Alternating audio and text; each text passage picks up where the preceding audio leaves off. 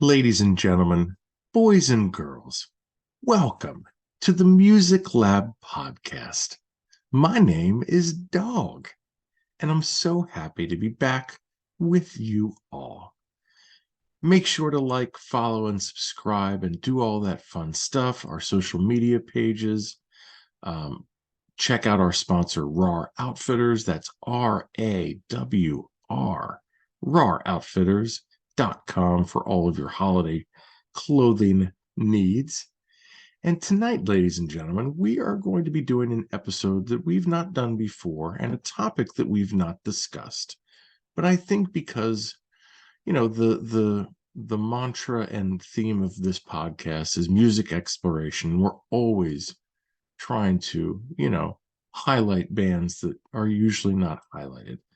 So this topic kind of hits home for me personally, as well as for the artists and bands that we feature.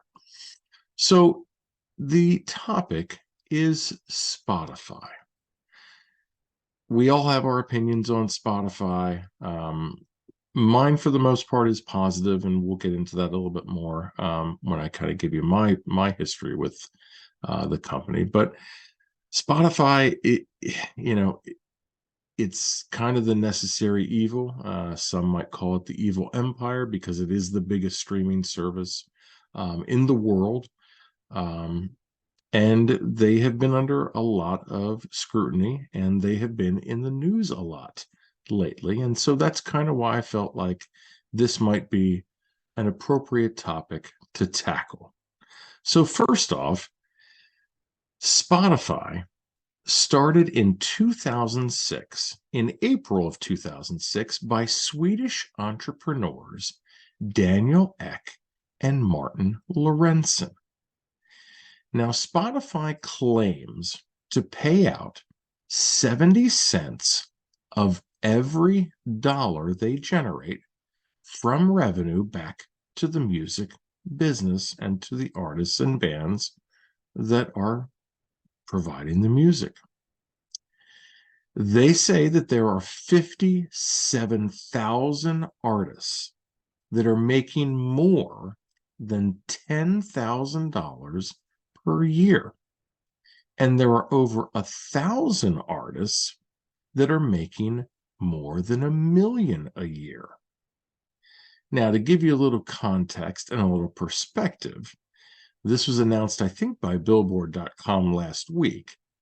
Taylor Swift, Times Person of the Year, made $131 million just off Spotify this year. Now, of course, yes, it's Taylor Swift. She was the most streamed, but $131 million just off of streaming. Around 200,000 artists globally on Spotify. That is what their count is. It's a lot. They say that they host well over 100 million tracks, and tens of millions of them have been streamed between only 1 and 1,000 times over the past year. With that track would generate about 3 cents a month. Now, according to Spotify's data, 913,000 songs have now surpassed 1 million streams, and almost 300,000 songs received 1 million streams. So that's a lot of songs and a lot of plays. Now, because labels and distributors require a minimum amount to withdraw, and usually it's about $2 to $50 per withdrawal, and then on top of that, banks are going to charge a fee for that transaction per withdrawal.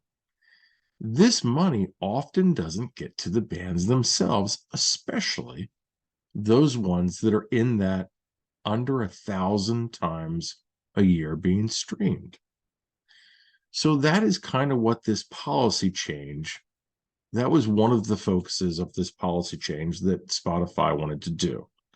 So going forward, they are eliminating any payments to any band or artist that doesn't reach 1,000 streams per year. Now, you might think, okay, well, that makes sense. So for someone like this podcast, most of the episodes do not reach 1,000 in a year. So obviously, I wouldn't expect any payment. Now, for me, I'm not looking for money from this anyway. I just do this for the passion. But if you're a band or an artist and you get to 985 streams for the year, you're not getting anything for that going forward, according to Spotify. And what they want to do is they want to use that money, which they are claiming is up to $40 million per year in these small, like disregarded payments. They want to use that money to increase the payments to artists who are most dependent on that streaming revenue. So if you're getting 3,000 streams a year, according to Spotify, you are going to get more money because they're eliminating those bands and artists that are making less than 1,000 annual streams. So that's that side of it, and that's the main policy change. The other reasons they had for policy changes were apparently like what they called were like ghost tracks or like white noise tracks, where it was only like 30 seconds of just noise, or like 15-second like blips or like clips. And for some reason, if they got 1 million streams, like they were making money off that. And I guess now Spotify is going to try and eliminate those types of streams. But in all honesty, like I mean, obviously I'm not searching for that kind of music, but it doesn't seem to be as much of a prevalent problem as they might be saying it is. So how about some more numbers for you, ladies and gentlemen? So here is something that is a little bit more personal to me. So I have had Spotify's premium service now for over 2 years now. And when I first got it, like most, companies to try and get you in, right? I think I got 3 months free of the premium service.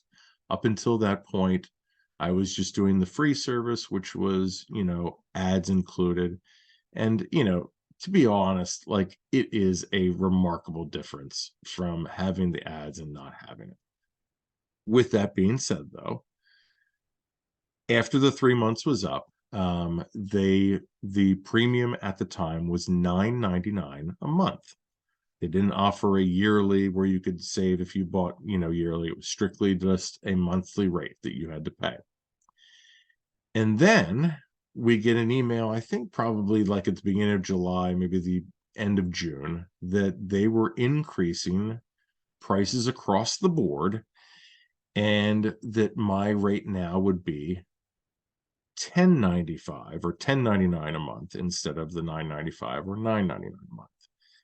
So it went up $1. This is to try and offset. Now get ready for this, ladies and gentlemen. They have lost as a company $503 million in the first 9 months of this year. So basically going until September 30th of this year, Spotify as a company has lost $503 million. So these are questions that I have to ask, right? How many subscribers do you have, right? They are claiming they have almost 600 million active users and over 200 million paying at least $10.99 a month for a premium individual membership like I have. up to $16.99 for a premium family membership. Now, I'm not going to add up those numbers, but that sounds like a lot of money and a lot of people that are paying for your service. So here's the question then, if a company is losing that much money per year and they're paying what they're saying is all of this money to these artists with numbers to back it up, where is then, where is the issue? And obviously, just like in anything, there's probably many layers to this question, but just from black and white, it doesn't really make much sense that if you're paying out this much money, that you're having this much money coming in, that you would have that much of a loss. So, and then to the point of, well, okay, if we're trying to ask Spotify for more from these artists, right? Or to give them more to these artists, and they're not even generating a profit now. I mean, and not even close. I mean, $500 million, like that's not chump change. Are we just trying to get milk out of a dry cow, or is this just, again, corporate greed? Is this just, or is the board of Spotify all making, hundreds of millions of dollars? Then okay, well then that doesn't make much sense. Then I wasn't able to find reliable numbers on salaries. It sounds like Daniel Ek, who is the founder, like I said, it doesn't sound like he takes a salary. It's more just stock options and bonuses and any other ways of income that he can do. But from a salary standpoint, it doesn't sound like, or from what I read, it didn't sound like he had a salary. But these are questions that, or this is a big question that I'm asking. What do we do? Because as much as I would love to pay these artists more, and I would love for Spotify to pay these artists more, we also want them to still be a viable company going forward. And if you're continuing to lose this much money in a year, yeah. So with that being said, Spotify has tried to do something about these hemorrhages. So just on Friday, and that's why I was supposed to release this on Saturday, but when I got this information on Friday, I was like, well, hold on, this is an ongoing story here. So just on Friday, ladies and gentlemen, they announced, Spotify, that their CFO, Paul Vogel, was fired or let go after joining the company in 2016. And on top of that, they have cut 23% of their global workforce in 2023. I think they have over 9,000 employees. I don't know if that was before this 23% cut or after, but that's a huge cut. I mean, that's a quarter of your workforce being cut in a single year. Now, they did do it in layers. They did one, I think, in June. I think they did another one maybe in August. And then obviously this one was last week. So obviously they are recognizing that they need to trim the fat a little bit, but will that lead to profitability, and will that lead to these bands and artists getting more from their service? Because in the end, that's what us as a podcast, that's what we're looking for these bands and artists. And really, if you're a lover of music, and if you like, just the art of it, you want them to be financially secure. So yeah. So there it is, ladies and gentlemen. I would love to hear your feedback on this. Again, there's a lot of angles. There's a lot of layers to this. But, when it comes down to numbers, numbers don't lie.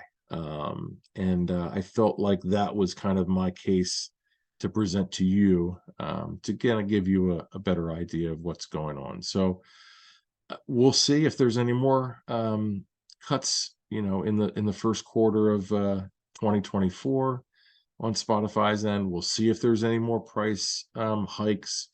It sounds like that they're going to be offering a level above the premium that's going to include like audiobooks. And as you know, Spotify has gotten into the podcast game with Joe Rogan. They paid him a lot of money in 2020, I think like $200 million. I think after next year, his contract is up. So it'll be interesting to see if, he kind of creates his own media company or he sticks with Spotify. But obviously, he is a big draw. So if they would lose him, I don't know if they could be able to handle that. So a lot to be found. For those of you who asked, like, will you stick with Spotify because of these changes and because of everything? I am one that is not technologically sound.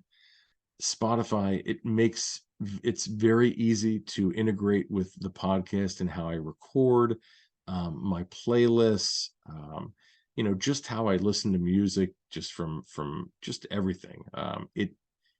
It does seem to be the best streaming service that I've found and that I've used. So for now, will continue to use it, but hope, just like with any company, that you want them to do what's best for their constituents and these bands and artists that are making them the money that they're making. So that is hopefully the goal, but we'll see. It's corporate America, right? Well, and in this case, a Norwegian company.